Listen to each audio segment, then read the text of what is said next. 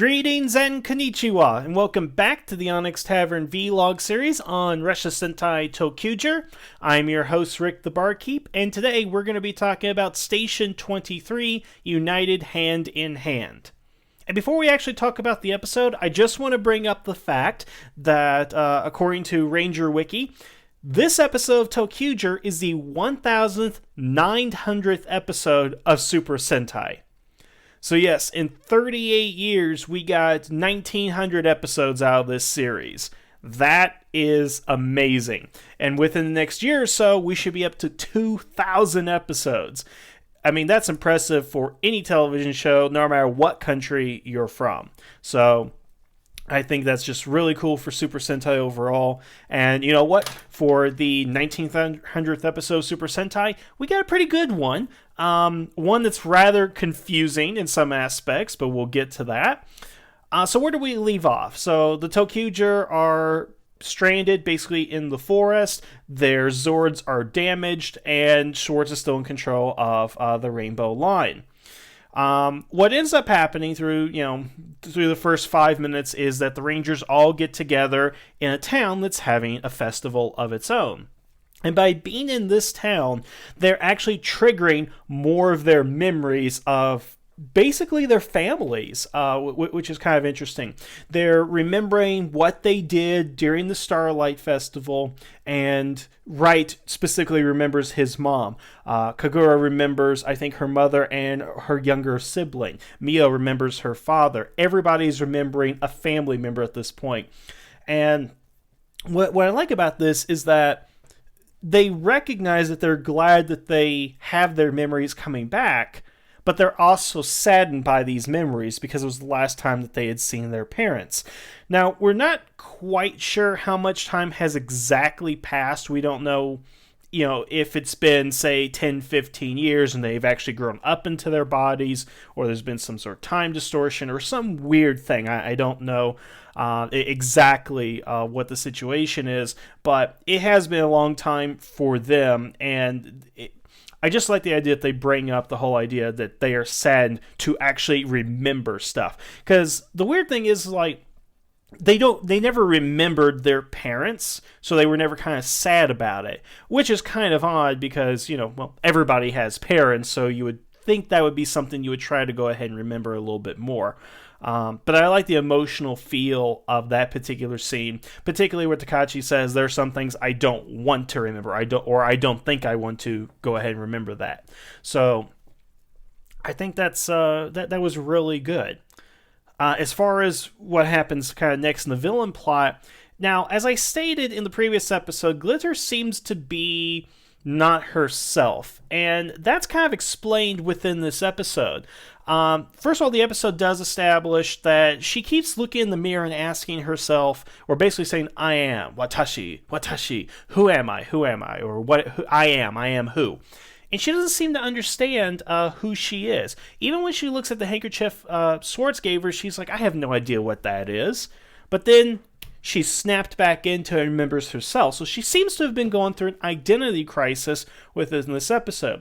And that is signified by the fact she has red eyes as opposed to her normal white eyes, which actually works into the ending here.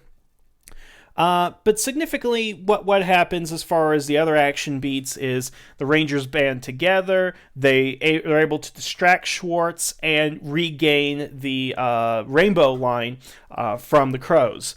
And they battle against Schwartz. And again, most of this is action pieces within the second act of the episode.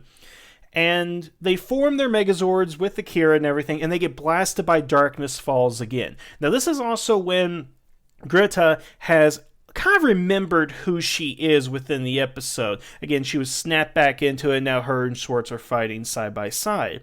Now, when she uses the Darkness Falls blast on them yet again, there's a scene of them tumbling within the darkness, and they're seeing their town and kind of remembering themselves as children.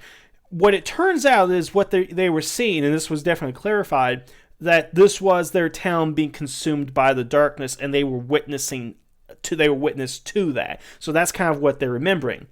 How they got an aerial shot of that in their memories, I can't be sure, but of course, the memories are also kind of odd because they're all within the third person as opposed to first person memories. So, but that's a contrivance, so we kind of have to go ahead and let that slide right here. But they're falling to darkness, and they make a vow that they're going to go ahead and stay together. And what I love about this scene is that Wright takes Takachi's hand, and there's the link up for their Zords.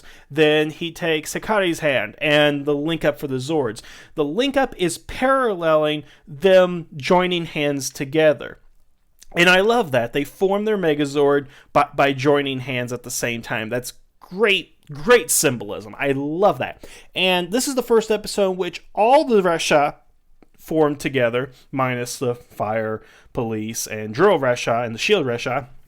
But still, the main ones form together, and they even kind of descend down to Akira in the same way that their Zords ascend down into Akira's Zord. So, again, beautiful imagery. I think it was really good. And the thing is, this is the first time we've seen this combination, the Choo-Choo, or again, it's got such a long name and all that, but we finally get to go ahead and see it actually form, and unlike the last major combination we had, this is kind of memorable for not only what precipitated its combination, how it's combined, and its kind of effectiveness in the way that it's using, how it's fighting both Glitter and Schwartz, and even this great shot of it kind of like coming towards them from this like dark area with a spotlight in the back. I thought that was very good, very good.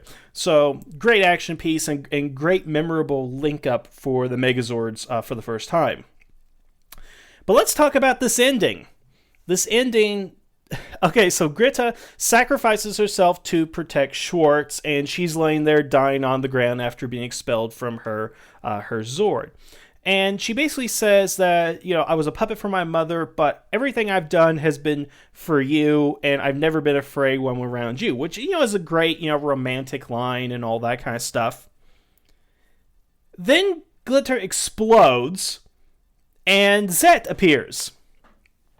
Yes. So, first of all, I'm glad he's back, because, again, I like him. He's my favorite villain thus far. But Zed appears in a new monstrous form, basically, and basically has blown up Glitter from the inside out, saying that he has basically consumed her in some way, basically. And this is his new form. This is kind of his new body. And not only does he kill Glitter, but then he proceeds to destroy Schwartz. Or at least it looks like that, and Schwartz falls into the water below. And then Zet makes the threat that, I'm going to go ahead and come after you next, ToQger, and then leaves. So it's very interesting what's going on here. I was really taken by surprise about the fact that he was eaten. Now I'm taken by surprise that he kind of like blew her up from the inside and basically taken whatever that sparkle is that she had within her. And that's what he had been longing for. And I guess this was part of his plan. I don't think he ever planned on getting eaten, but I think he knew a way around it, it seems. So, very confusing on exactly what happened, what's been going on. I mean, is Greta really dead? Is Schwartz really dead? What is Zet doing next exactly? And how does this all tie in? That's kind of the big thing. And of course, the other big reveal we have from this episode is we get the name of the Rangers or the ToQger's town. Now, I'm going to pronounce this as best I can because I couldn't find it in katakana or hiragana, but basically, the town is Subaru Gahama. Subaru Gahama. Okay, that's the name of their town. And again, I love how the names in this series actually mean something. And the town specifically means, again, according to Ranger Wiki, the beach Subaru, or Subaru. And then Subaru is the Japanese name for the Peleus star cluster, aka the Seven Sisters, or the Six Stars in Japan. So I like how the names actually mean something, if Ranger Wiki is to be believed, and of course, I believe them because they're a pretty decent wiki. So, we have the name of a town. Now, here's my question. How long are we going to drag this out looking for the town? Now, I only say that because they have a name, therefore they should be able to go directly to that town now, right? There was a town by that name. Even if it was consumed in darkness, I'm sure there's a map somewhere that has it on there. There's a train line that goes through there, or you could at least walk there. And again, this goes back into using the internet to look it up. I'm sure it's out there somewhere. But again, I'm gonna be interested to see how far we drag this out, because it's like saying, "Oh, your hometown is in Detroit." Well, is it really hard to find Detroit? Really?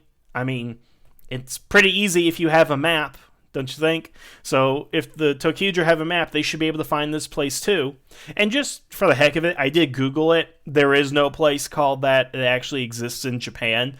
But still, in the ToQger universe, there is or was a place, and therefore it should be on some map. So it should be very easy. They should be there in the next episode, in all honesty. But I get the fact that that may not happen, so we'll see exactly. But I am still excited to see what happens next. Hey, Zed is back. He's my favorite villain of this series so far. And I can't wait to see what happens with the other ToQger and if they get back to their hometown and what this all means, basically. So, I want to thank you guys for listening. Next time we will return with Station 24. But until then, the tavern is now closed.